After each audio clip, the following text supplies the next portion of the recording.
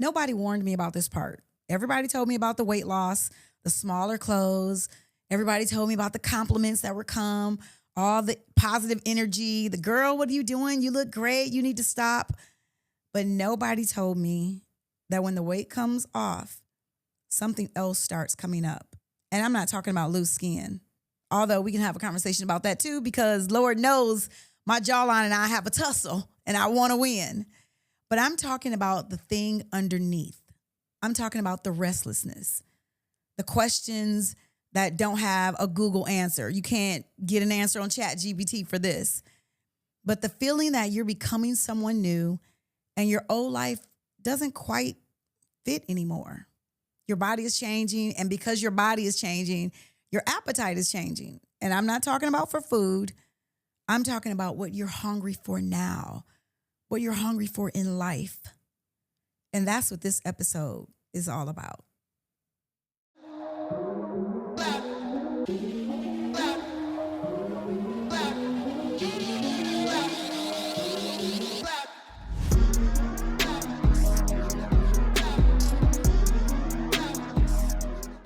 Welcome back to She's Not Done Yet, the podcast for women over 40, over pretending, and ready to make the rest of their life the best of your life. I'm your host, Teresa, and today we're going to talk about the part of transformation that nobody prepares you for and the thing I built to help you navigate it. Let's get into it. Let me be honest with you. I'm about a year into my GLP-1 journey, a full year. And this first quarter, working with fitness pastor Coach George Moore on temple maintenance, getting the workouts in, getting my nutrition up, getting my body to a place where it's finally cooperating with me instead of fighting against me. It's been real and it's been disciplined. And for that, I am truly grateful. I'm so grateful for the milestones that I have made. But can I tell you the part that no one says out loud? When your body starts changing, your mind starts wandering. And I don't mean wondering in a bad way, but I mean wondering like towards questions you didn't have the energy to even ask before. Most times while you're navigating, I guess, surviving menopause or getting through menopause, you don't have space for vision. You don't have space for what you plan to do with your life, for your purpose. When you're exhausted, like every afternoon, you don't have the bandwidth even for dreams. When your body was the loudest thing that was, I guess you could even hear or even pay attention to, hot flashes, inflammation, weight that wouldn't even move, that belly that never wanted to go away, sleep that wouldn't come, even when you tried. Every ounce of your mental energy went to managing the chaos of midlife. But then something shifts. You get a little energy back. You start losing weight. And you get a little clarity. You actually get a little, and I'm going to use this word intentionally, you get a little capacity. And when capacity shows up, so does desire. That's the restlessness. It's not just anxiety. It's not discomfort. It's not discontent. It's a midlife, and I don't like to say crisis, but a midlife challenge. And it's your purpose waking up because your body finally gave it room to breathe. And nobody tells you, not that part. Nobody tells you that temple maintenance doesn't just change your health. It changes your hunger. And the hunger that showed up is hunger for life. Here's what I've been watching happen, not just in me, but in so many women that I've talked to. The body changes and suddenly the world starts treating you differently. People notice, like you're in the room and people turn their head, they look, they see you.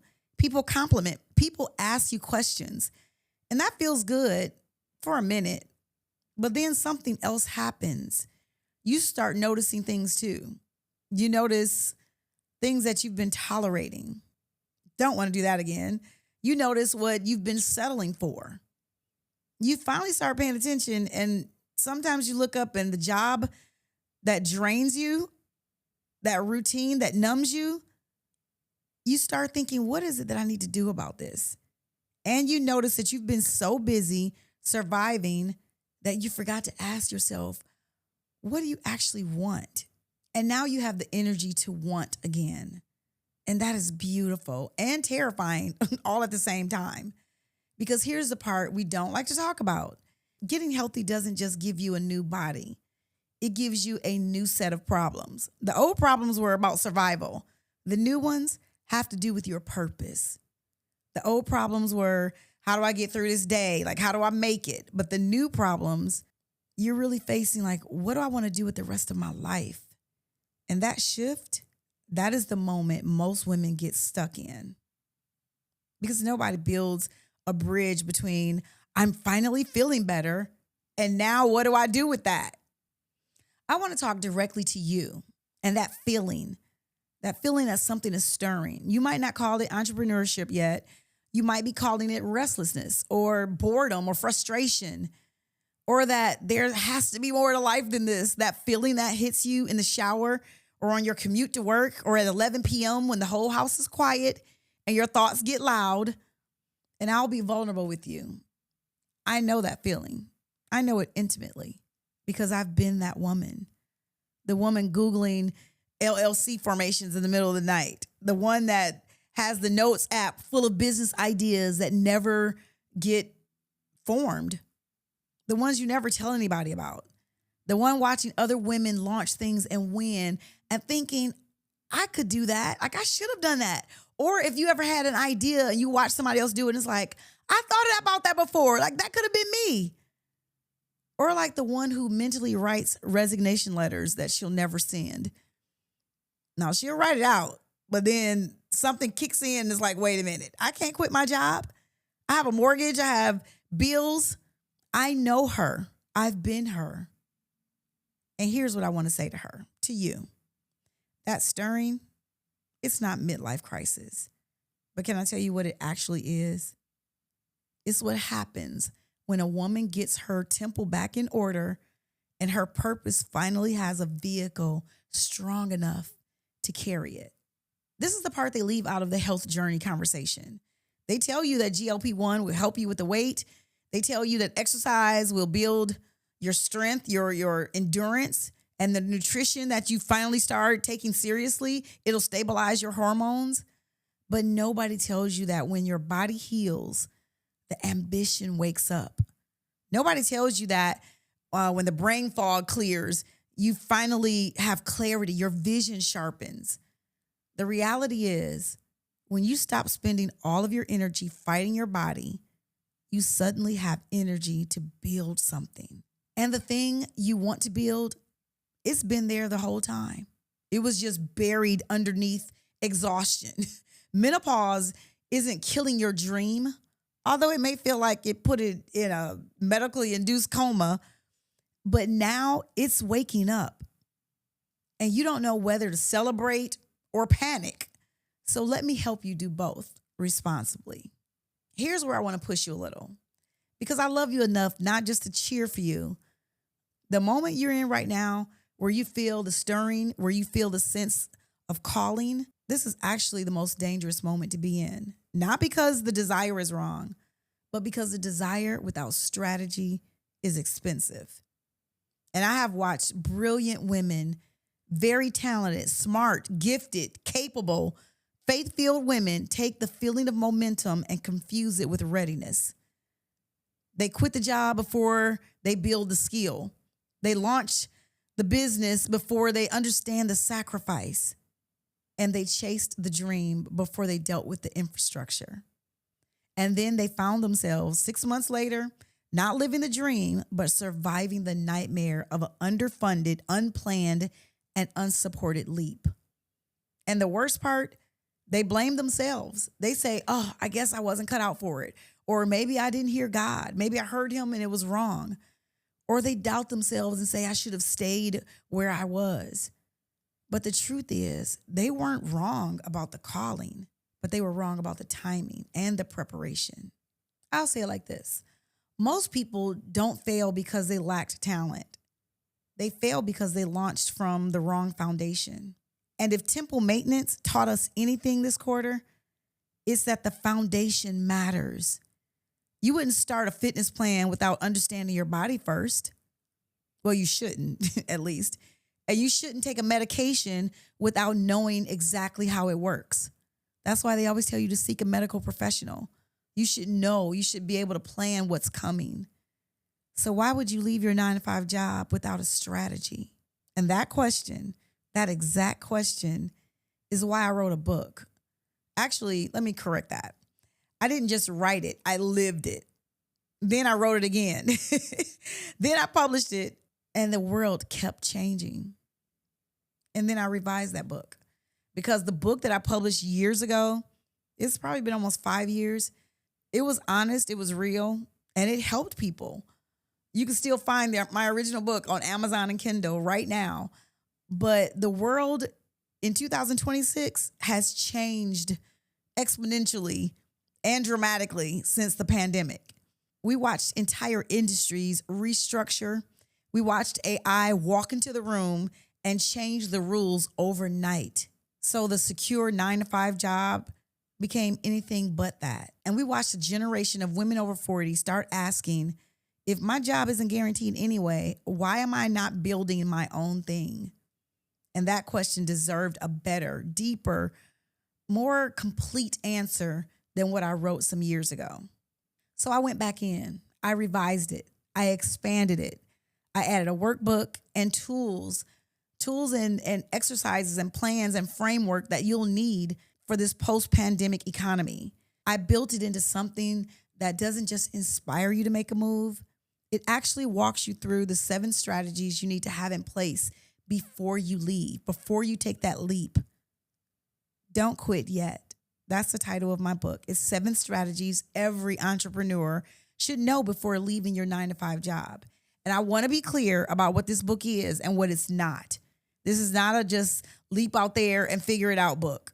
The world has enough of those. And honestly, most of them were written by people who had a safety net.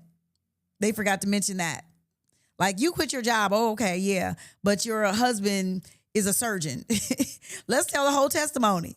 But this don't quit yet is for women who don't have the safety net.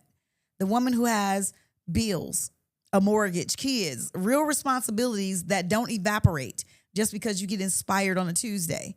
The woman who is smart enough to know she wants more and wise enough to know she shouldn't move just recklessly. This book walks you through the real questions. Am I running toward purpose or running away from a bad boss? Because I don't want you to confuse passion with preparation. Do you have the infrastructure to support what you're actually trying to build? Can your life sustain transition, not just emotionally, but practically? This means you have to know the difference between faith and recklessness. And here's what I love about where we are right now as a community. For 20 episodes, we've been doing the work. We've done the internal work, the body work, the healing work. And the last 2 episodes with our fitness pastor, Coach George Moore, with Temple Maintenance, it really talked about the work we have to do physically. It built us a foundation.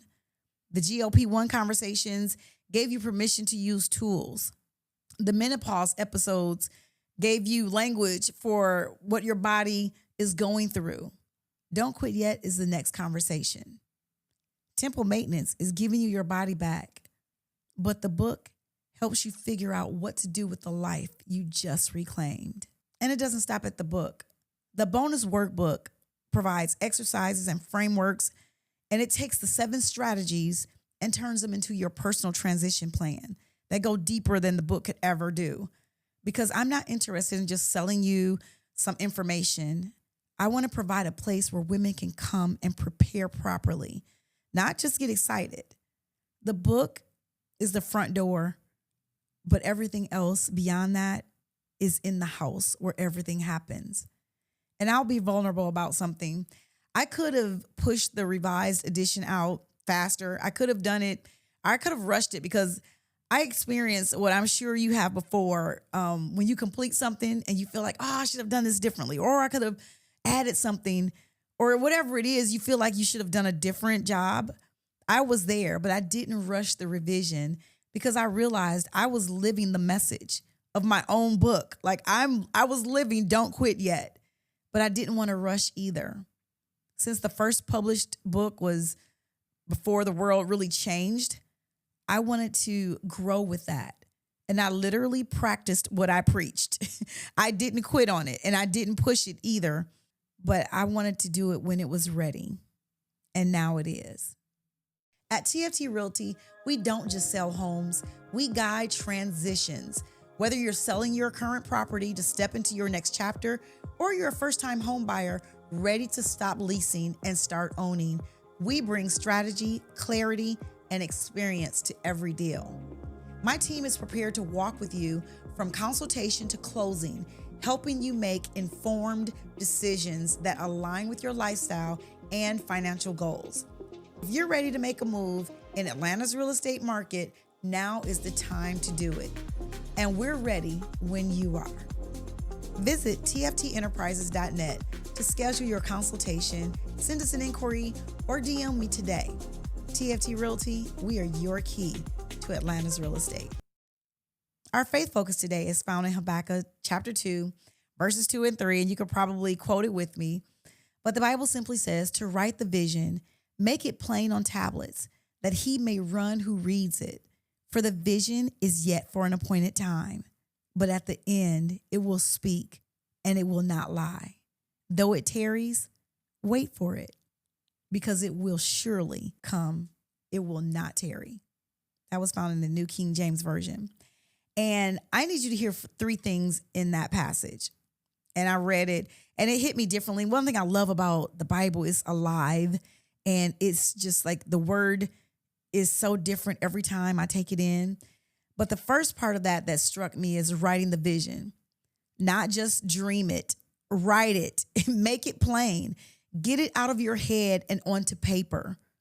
Give it structure, give it language, give it a plan. And that's what Don't Quit Yet helps you do. The second part of the scripture says the vision is for an appointed time. And I can shout right here. That appointed time really got me, because the appointed time means it's not accidental. An appointed time, not whenever you feel frustrated enough, not when you're tired of your boss, but appointed, meaning there's a right time and a wrong time. And wisdom is knowing the difference. Ask God for wisdom. That's one thing. He said, I will give you freely and upbraideth not. He will not hold it back from you. Ask God for your wisdom that you need in this season. And the third part of that scripture says, though it tarries, wait for it. That is the hardest part. Waiting while you're restless. That'll preach. Waiting while you're restless. But preparing while you're eager. Building foundation while everyone else seems to be cutting the ribbon. But the scripture says it will not lie. It will not tarry. Your vision is not late. It's on a schedule you didn't write, however. And your job right now in this season is not to leap. Your job is to prepare so well that when the appointed time comes, you're ready to run. Here's your journal jot for this week. I want you to take your journal. I advertise this all the time. She's not done yet. You can get your journal. They're in several colors, but yes, get yours. And you should be writing in your journal. You should write in your journal every week. I used to write in my journal every day and I just got busy, but I do not let one full week go by without writing something in my journal, because I use it for clarity and just decompressing. But in your journals this week, I want you to write, what desire has been waking up in me as my health has improved? And have I been paying attention to it or just dismissing it? Because, sometimes you can get that feeling and you're like, no, it's not. Yeah, I don't know what that is, but I'm not going to pursue it. But what desire do you have that's there? Write in your journal and be honest. Ask yourself, am I ready to act on what I'm feeling? Or am I being invited to prepare for it? What would it look like to take that next step right now without abandoning your current foundation? Sit with that. Spend some time thinking through it and be honest. Don't perform your answers. Let them tell the truth. Your journal jots should really be a time of reflection, but it really helps when you face that question of like, what am I doing in my life? Where am I? What is the purpose? Write those questions down. Talk to yourself. Talk yourself through it. Pray about it. Put your prayer in your journal. And we have to start speaking positively about it. Speak positive about your purpose. You know you have one. You know it's there. Maybe it's just now waking up. Maybe you don't know what to do with the rest of your life right now. So you need to start praying about it. But let's go over our affirmations. I have 3 affirmations for us today, and we've not done affirmations in a minute. But my first affirmation is, and I trust you're saying this out loud. Say it out loud with me. I hope you're not at work listening to this or watching this podcast or listening to it. But I do want you to say it when you have an opportunity. The first one is, my restlessness is not a crisis. It is my purpose finding its voice. It'll feel like restlessness. It'll feel like, well, maybe I'm supposed to be doing something different. But your purpose is trying to find its voice. Your second affirmation, I will honor the stirring inside me by preparing for it. Not just dreaming about it, but preparing for it. And lastly, God's timing for my life is not late.